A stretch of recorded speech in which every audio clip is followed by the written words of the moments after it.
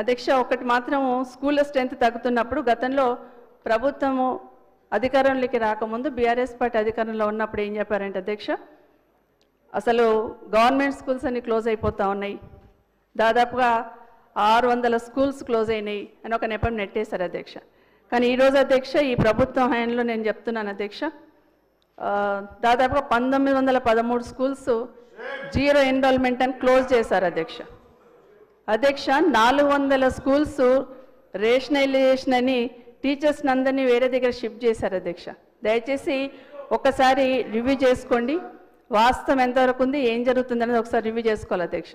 ఇంకొక మాట ఏం చెప్పారు అధ్యక్ష, అప్పుడు 6000 స్కూళ్ళు క్లోజ్ అయినాయి అధ్యక్ష. కేసీఆర్ గారు ఉన్నప్పుడు 6000 స్కూల్ క్లోజ్ అయినాయని గౌరవ ముఖ్యమంత్రి గారు చెప్తున్నాను, వస్తున్నాను అక్కడికి.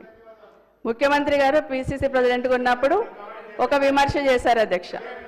నా రిక్వెస్ట్ ఏంటంటే అధ్యక్ష ఈ ప్రభుత్వానికి, మరి అప్పుడు 6000 స్కూల్ అన్నారు, ఇప్పుడు 6000 స్కూల్ అంటే 12000 స్కూల్ క్లోజ్ అయినట్టేనా అధ్యక్ష?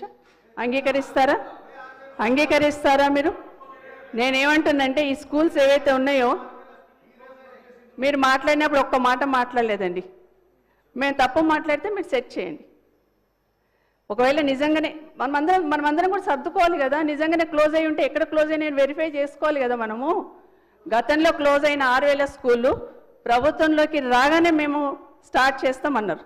ఎన్ని స్కూళ్ళు స్టార్ట్ చేశారు అధ్యక్ష? గతంలో క్లోజ్ అయిన 6000 స్కూల్స్లలో ఏ ఊర్లో క్లోజ్ అయిందనేది రిపోర్ట్ ఉంటుంది కదా అధ్యక్ష. ఎన్ని స్కూల్స్ మనం స్టార్ట్ చేశారు మీరు ఈ ప్రభుత్వం వచ్చిన తర్వాత? గతంలో క్లోజ్ అయిన స్కూల్స్ ఎన్ని స్టార్ట్ చేశారు? లాస్ట్ టైం కూడా అడిగాను అధ్యక్ష, లాస్ట్ అసెంబ్లీలో సమాధానం రాలేదు.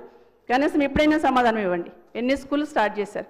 మరి ఇప్పుడు 1913 స్కూల్స్ క్లోజ్ అయినాయి, పూర్తిగా క్లోజ్ చేశారు అధ్యక్ష, జీరో ఎన్రోల్మెంట్ అని. మళ్ళీ ఒక 4000 స్కూల్స్ కూడా 10 లోపల పిల్లలు ఉన్నారని అడ్జస్ట్ చేసే ప్రయత్నం చేస్తున్నారు అధ్యక్ష. దీనికి సంబంధించి సమాధానం ఇవ్వాలని కోరుతా ఉన్నాను అధ్యక్ష. ప్రతి గ్రామ పంచాయతీలో ఒక స్కూల్ కంపల్సరీ ఉండాలని చెప్పారు అధ్యక్ష. ఖచ్చితంగా ఉండాలి అని గతంలో ఈ ప్రభుత్వం అధికారంలో రాకముందు హామీ ఇచ్చారు, ఆ విధంగా చేస్తామని చెప్పారు అధ్యక్ష. కానీ అధ్యక్ష ఈరోజు రిపోర్ట్ తీసుకుంటే అధ్యక్ష 257 గ్రామ పంచాయతీలలో స్కూళ్ళు లేవు అధ్యక్ష. దయచేసి రిపోర్ట్ తెప్పించుకోండి.